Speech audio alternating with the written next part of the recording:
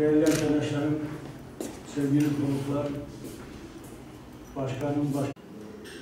Demokrat Araplar Derneği, Mardin merkez ve ilçelerinde yaşayan ilerici, demokrat ve yurtsever Arap halkımızın siyasal, sosyal, kültürel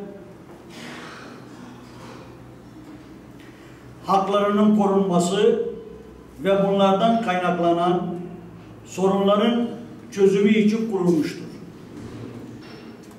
Demokrasi ve özgürlük mücadelesinin başladığı günden bugüne kadar bu coğrafyada yaşayan ilerici, demokrat ve yurtsever olan Arap halkına mensup insanlar her türlü siyasal ve kültürel çalışmaların dışında tutulmuş ve dıştalanmıştır.